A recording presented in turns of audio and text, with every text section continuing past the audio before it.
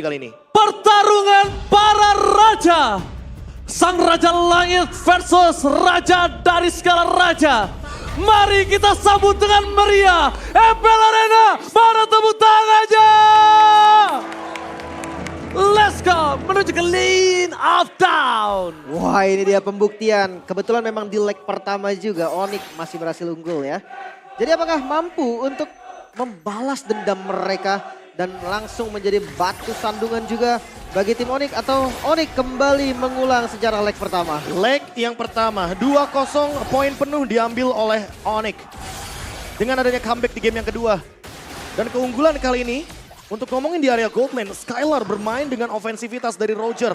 Karena apalagi dengan membawa Master Assassin, dia harus maksimalin emblem Assassinnya juga untuk penetration lebih pasti di early game. Oke, tapi nampaknya lihat Kiboy langsung merespon ke arah bottom lane Lim dan membuat Skylar yang kali ini berada di dalam posisi yang tidak baik. Iya, dengan emblem support dia larinya cepet banget, quantum charge juga.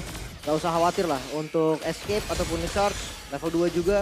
Udah lumayan enak, tapi kalau ngomongin jungle tank versus jungle tank nih, balik lagi berarti objektif turtle ini kan, jadi medan yang sempurna bagi mereka. Iya ya, karena kalau kita ngomongin soal assassin versus assassin, objektifnya itu ada di point kill. Agak sedikit berbeda dengan adanya tank jungle. Yang dimana objektif udah pasti akan ada di perebutan turtle. Dan sekarang rotasi adalah kuncinya. Karena siapapun yang dapetin ganking point terlebih dahulu, apalagi membuang spell sebelum adanya turtle, akan mendapatkan keuntungan yang lebih banyak lagi. Wow. Agak cukup agresif Clay nampaknya. Nampaknya udah gak bisa menahan dia permainan agresif yang dimiliki oleh sosok seorang Clay kali ini. Sudah lama mungkin nampaknya tidak bertemu dengan Sans. Tapi Saling kalau sapa Clay lagi memang ya. gitu enggak sih? Tipikal Harus. dari Clay juga. Kayak harus bermain dengan ofensivitas, apalagi dia bawa Valentina nih. Memang, tapi lihat ini adalah early. Jangan sampai Clay bermain dengan kondisi early-nya hanya agresif tapi mid-nya dia agak cukup tumpul. Oke, harus diimbangi dengan ofensivitas. Tapi mid lane benar-benar di-press untuk tidak mendapatkan level yang keempat dari Brusco. Oke, mungkin agak sedikit ke delay aja, tapi masih tetap akan dapat level 4-nya. Sementara di gold lane, wow.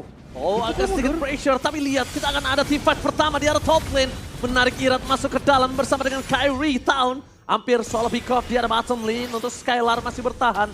Tapi ini akan menjadi penentuan siapa yang pulang dan bahkan di arah bottom lane. Nampaknya Skylar memilih untuk pulang terlebih dahulu, tertarik begitu saja oleh seorang Sans. Dan Ram dikeluarkan terlalu terburu-buru, menghindarkan depan slash dari seorang Don. Tidak disambut dengan cukup baik. Yang tandanya turtle pertama akan ada di tangan dari Kyrie. Sedikit terlambat kombinasi yang dilakukan oleh Brusco dan juga Irat tepakan. Menimbulkan first blood di tangan dari Irat. Irat tumbang, Brusco hampir saja dapatkan Kyrie. Apres World menutup Kyrie tumbang langsung. Kerugian berganda, turtle yang bisa disecure oleh Onyx ditambah 2 kill. Diamond dan purple-nya udah mulai ditabrak. Dalam keadaan HP yang begitu low, Irat dan juga Brusco masih ingin mencoba untuk mengambil sebuah kesempatan di turtle objektif pertama, tapi malah mendapatkan kerugian lagi dan lagi. Hampir menuju ke 2000 gold dan Irat sekarang ketinggalan sekitar 2 level. Alright, dan bahkan kita lihat kali ini para pasukan dari RRQ mereka mencoba untuk bertahan dengan tidak berada di lane karena Lutfi out of nowhere double chip dan hampir saja knockout strike. Untungnya Clay masih bertahan di depan sana. Yep, itu. Oh, bakal coba dipasang oleh Sans. Clay di sana menyelamatkan dirinya. Masih ada Brusco. Karena kalau misalnya mungkin gak ada Brusco itu akan menjadi poin kill tambahan untuk para pasukan dari tim Onyx. Thanks to heal-nya Brusco dan gerakan jungle tank seperti biasa. Dia akan dominasi untuk pattern jungle-nya di awal dan siap untuk invade. Tapi emang spesial dari Onyx, Kyrie ini memang sering main ke arah mid lane. Oke, Kyrie memasak dengan retribution Clay. Itu dia. Manis banget flickernya. Lagi dan lagi, tapi itu permasalahannya. Clay nggak bakal punya flicker ketika ada di turtle yang kedua. Dan objektif setup dari Onyx akan lebih leluasa ketika nantinya Clay tertangkap di tengah-tengah team fight. My God, Kyrie. Gila, Kyrie mencoba untuk melucuti seluruh jangkal yang dimiliki oleh seorang Irat. Irat bahkan sudah tertinggal 1 level menuju ke arah 2 level kah? Jangan sampai 2 level ini nggak baik banget karena turtle selanjutnya akan muncul, Lim. Apalagi sama-sama jungle tank kan. Kalau nggak di kontes jadi kayak sayang banget gitu. Ya, potensi untuk bermain ofensif di early game masih dipegang untuk di turtle yang kedua. Tapi tinggal gimana setupnya aja, karena kalau kita ngomongin soal Brusco yang hadir atau show di area bottom lane, setidaknya dia punya hard guard untuk hadir dan bersatu dengan Irat nanti di team fight turtle. Oke. Kalau misalnya seperti ini yang harus diperhatikan adalah kombinasi team fight. Jangan sampai mereka juga melepaskan pandangan dan jangkauan. Dengan final slash dikeluarkan Keyboy flicker for defensive. Lagi turtle didapatkan oleh seorang Kyrie, tim fight yang tidak ada habisnya. Menarik karena Irat ke dalam dan Todd. Tumbang begitu saja. NetherRealm yang di copy tidak membuat para pasukan dari tim RRQ bertahan. Dan bahkan double kill dari seorang cewek. Tanpa adanya bantuan dari seorang Skylar. Akan menjadi korban selanjutnya. Lihat Ludwig knockout strike dan Irat. Mereka dive in. RRQ dan cekacak triple kill dari seorang cewek membuat para pasukan dari tim RRQ mereka tumbang di dalam turretnya sendiri, terejam-mejam. Bahkan outer turret bukan menjadi halangan yang sekarang pun midnya sudah hancur. Visionnya lebih terbuka lagi. Suns S-nya sabar, dia tahu dalam team fight turtle tadi dia bisa menggunakan NetherRealm, tapi NetherRealm-nya di save. Karena Clay udah nggak punya flicker, mereka all in ke Clay. Dan ketika team fight di area bawah turret, mereka gunakan NetherRealm tersebut.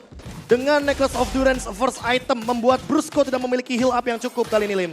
Oke, sebenarnya kalau dari mid sama-sama pakai Necklace of Durance. Iya. Tapi perbedaannya memang dengan Valentina yang dia bisa ngasih damage lebih banyak selama kombinasi skillnya berjalan dengan baik. Tapi ketika berkumpul menjadi satu untuk kubu RRQ Hoshi, mereka akan terlempar dengan banyaknya damage dari Faramis. Lutfi? Oke, Irat terlalu jauh nampaknya. Jangan sampai Irat yang akan coba ditumbangin. Mencoba untuk menutup dan pulang. Tidak ada jalan lagi untuk pulang Irat. Di sana tidak ada yang bisa membantu dan bahkan Brusco menjadi korban pertama itu dia. Irat terlalu dalam. Offside, prit. Kartu kuning. Iya, langsung dipunish juga. Dan sementara itu ceweknya bergerak langsung ngambil ke arah top lane.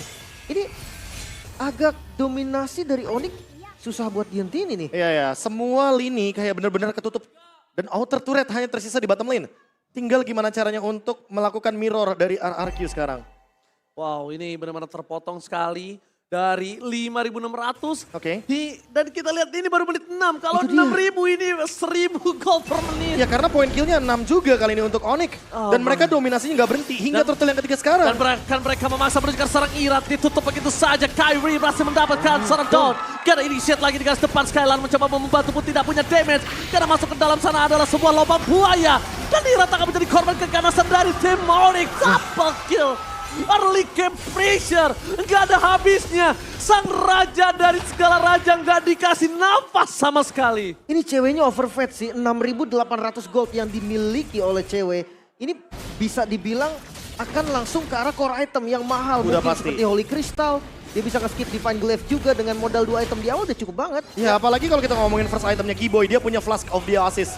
Udah pasti kalau misalkan terkena Lycan Punch kayaknya nggak bakal bisa instan juga. Dan Keyboy sekarang bisa menguasai lini jungle dari kubu RRQ Hoshi dengan perfect objektif. Perfect winning 08 juga untuk sekarang poin killnya. Ditambah lagi di menit yang ke-7 perbedaan gold 8.700. Belum ada telur pecah, maka ada final slash menunjukkan seorang Keyboy. Menuju ke arah sana akhirnya Keyboy ditumbangin tapi NetherRealm dari Suns membuat tim fight kali ini lebih untung di tangan Onyx. Dive in dari seorang Kyrie dan platform. Lihat, the untouchable cewek. Bahkan dia memaksa mundur ke arah belakang berhasil mendapatkan triple kill. Looking for Maniac. Cewek tidak terhentikan. The unstoppable cewek. Wow, dominasi dari sang Raja Langit terlihat bahkan masih di menit yang ke-8. Mereka unggul gol jauh banget, Be. Jauh banget. 10.000 gold, 11.000 bahkan di menit yang ke-8. Ini udah total domination. 1/12 poin kill. Apalagi kalau kita ngomongin soal Angela yang tadi udah sempat kita mention. Bisa dikomboin oleh siapapun. First item dia Flask of the Oasis tidak menutup semua damage yang bisa hadir. Dari Theory of Everything yang dilontarkan oleh cewek. Cewek bener-bener overwhelm the game. Gila ini nggak kebendung sama sekali. Bahkan cewek ini bener-bener dia tidak tersentuh. Tidak ada yang bisa nyetopin cewek. Sekalipun mau siapa. Sebut Clay mau melakukan flanking. Gak akan cukup dengan seluruh yang dimiliki Clay. 801 loh. 4.000 berbanding 9.000. 5.000 gold difference. Lihat Clay akan coba instant pick off. Hilang.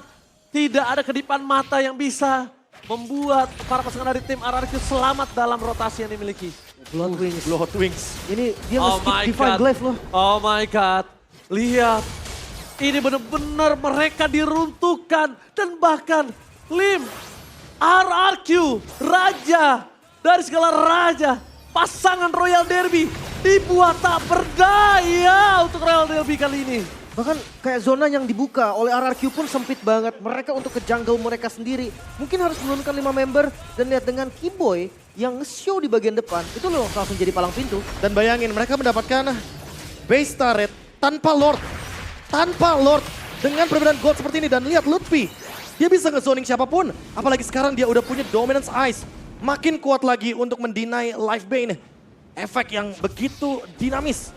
Untuk hero-hero healer seperti Angela. Alright, pecah sudah di arah top lane pasifnya. Dan Lord masih meluncur bersama dengan Super Minion. tanpa ada Masalahnya, pasif. winning condition dari RRQ Hoshi adalah menangin early game-nya. Dengan perbedaan gold 14.000, hampir 15.000 bahkan. Ini bakal susah banget untuk bertahan di high ground bagi RRQ Hoshi. Ingat ya Lim, game pertama ini bukan hanya menentukan kemenangan untuk match kali ini. Tapi ini menentukan klasemen juga untuk RRQ dan juga Onyx. Itu dia, tapi Lord sudah mulai masuk nampaknya melewati mid lane. Melewati mid lane di depan sana mereka sudah berkumpul. Mid lane menjadi pilihan utama tapi ternyata tidak mau difokuskan karena mereka ingin mendapatkan 2 PS secara bersamaan. Top lane dan juga bottom lane. Perlahan tapi pasti, sepertinya mereka teman-teman dari Onyx pun gak mau mundur, mau dicoba nampaknya. Maka coba di all in. Para pasukan dari tim Onyx tampaknya memaksa dan Don pada selesai gagal menarik Red dari saat menyelamatkan sebenarnya Ira Tumbal. Double kill. Sang raja dari skala raja benar-benar ditenggelamkan, tidak berdaya.